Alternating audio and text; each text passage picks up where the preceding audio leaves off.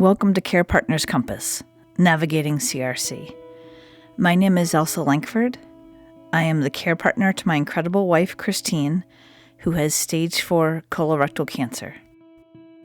As a disclaimer, this podcast and its content is for entertainment purposes only. The views and opinions expressed by any hosts or guests on this podcast are their own personal opinions. Reference to any specific product or entity does not constitute an endorsement or recommendation. This podcast does not contain medical or legal advice. Please consult your medical professional about any medical questions or concerns. In today's episode, and in a few of the episodes, I am joined by my friend Annie Delores. She's been a patient advocate for CRC for almost 7 years. She's very involved in colorectal cancer and KRAS social media groups and communities. She selflessly shares her wisdom and research at conferences and online. Well, so let's move into what you remember before Kristine was diagnosed. What was going on? It kind of started back in May 2021, peak COVID era. So she went to her primary care for her annual physical, and in the blood work, her iron was low. She was 45 in 2021? Let me think. She was 48. So she was put on iron pills for a month and had the blood work checked again, and her iron was even lower.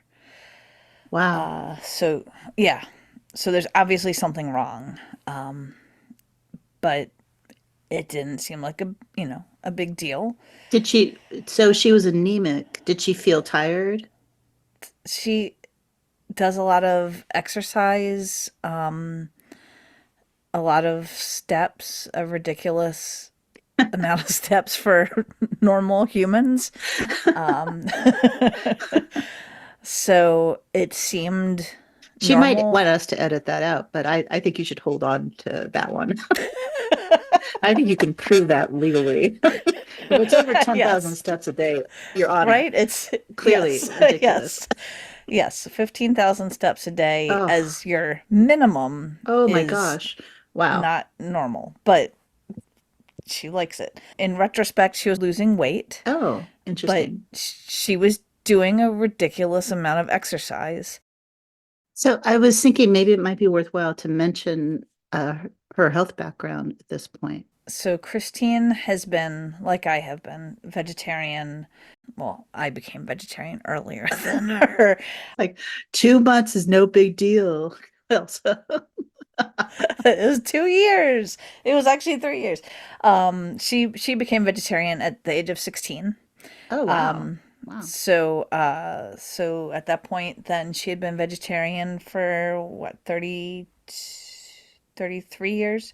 In 2016, she had been diagnosed as type 2 diabetic. And after a month, I guess during the month that she was on insulin, she became diet controlled. She did not want to do medicine. It's like one of those things where when you look back at pictures, then you can see it. But when you're living with somebody, and I mean, this was COVID, so I was seeing her every day, all day. It seemed completely normal. It's 15,000 steps a day. If they lose weight, I would make cause effect with that. So I totally understand, that you wouldn't assume something. But you're right. When you see each other all the time, you're not going to notice what might be more noticeable to other people or in photos.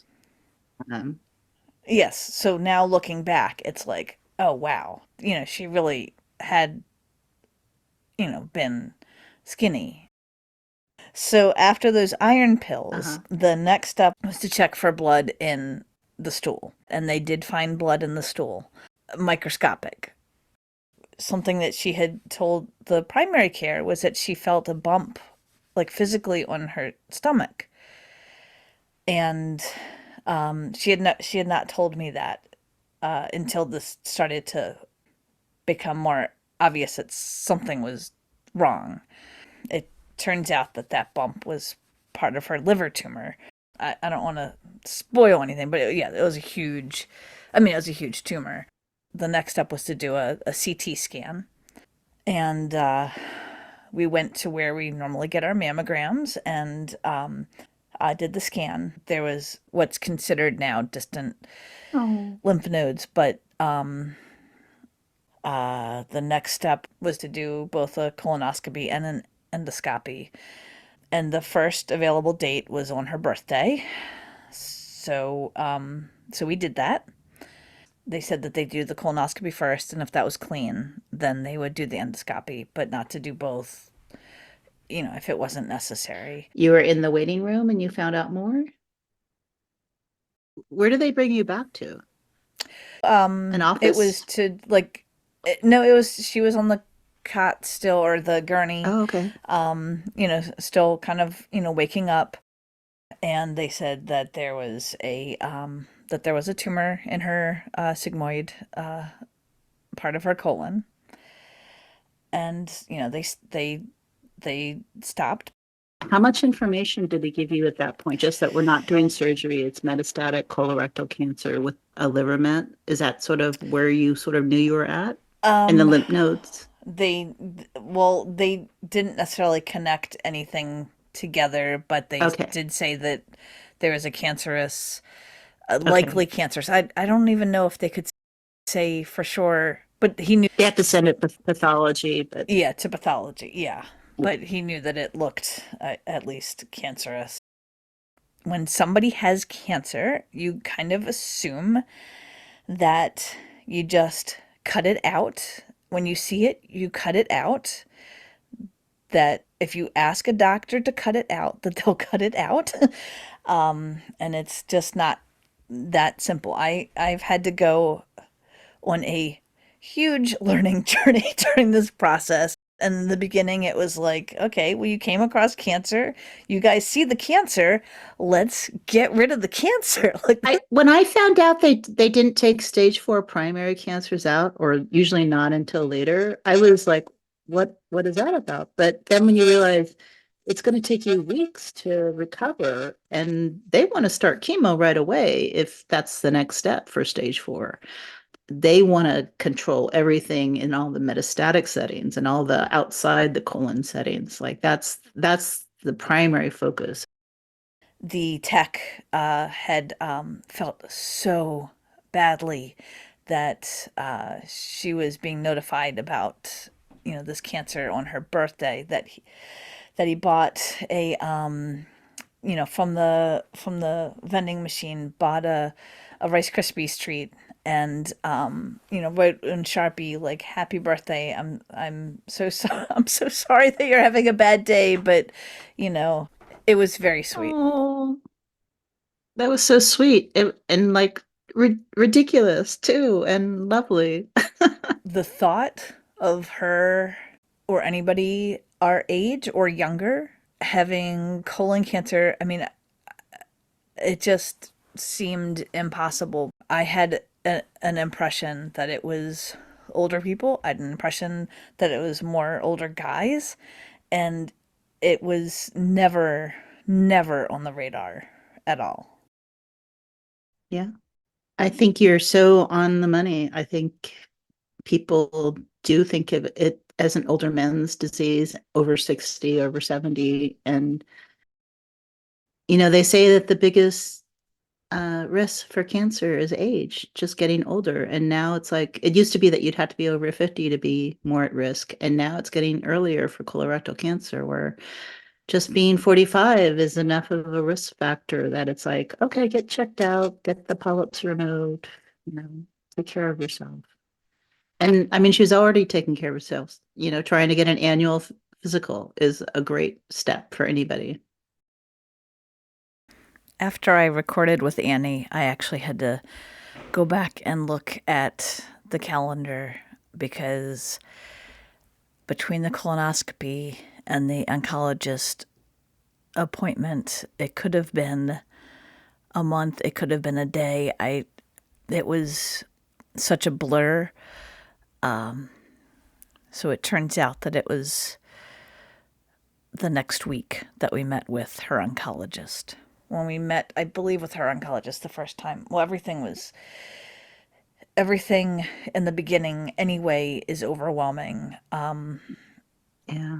And it's hard sometimes to remember that exact feeling because time has gone past and other things seem overwhelming. But that was the most. And when I hear from new care partners, when they post on message boards, I always get reminded of what it's like being at that in the beginning time and not knowing what's going on. Or what's important, Yes, you or know? anything. I went in. I mean, we both went in not knowing. We knew what it was, but he was mostly concerned not about the giant liver tumor, but about her distant lymph nodes. And I didn't understand why, but during this first meeting, that was what he was the most concerned about. He talked about what plan he had. He wrote it down. I was taking notes, but I couldn't understand what he was saying because he was using acronyms. Even when he wasn't using acronyms, I didn't understand how to spell words like oxaliplatin and irinotecan. And Really? You well, can't spell those? now I That's can. bizarre. Hats off to you for being able to pronounce them. Well, we got a lot thrown at us, and he explained that there was some recent studies that showed that because she was young and because she was healthy, other than the cancer, that he thought that we should be aggressive to try to get her to surgery. That his plan was to put kind of all the chemos together and do the most aggressive attack on the cancer. So like a Yes, triplet. and exactly, and and now that I know better, it was a triplet. It was sulfoxyri, so 5-FU plus oxaliplatin plus irinotecan. Typically, 5-FU is used with either oxaliplatin or irinotecan. In this case, it's like putting it all together and then adding Avastin to it. I want to ask one question. Like a spoiler, how did she do on the chemo? Did she tolerate it pretty well? She Or was it tolerated it difficult?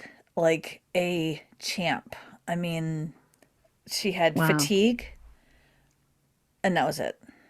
This was a Wow. lot of chemo. She was lucky. She also follows instructions like nobody's business.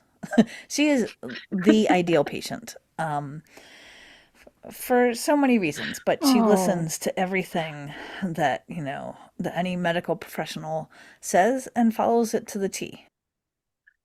So, uh, and the other thing I wanted to bring up is that one of the things that is available is the NCCN, like the National Comprehensive Cancer Network, something like that. They have actually guidelines for rectal cancer and for colon cancer.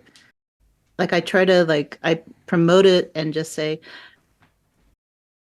if you print it out and you can use it to write notes, you can see that word oxaliplatin written out, or you can have that kind of cheat sheet to figure it out because understanding what's being said to have a little head start or to be able to like look it up on a piece of paper, it's a lot to take Yeah, in and it's a lot to write notes that aren't scribbles that are indecipherable.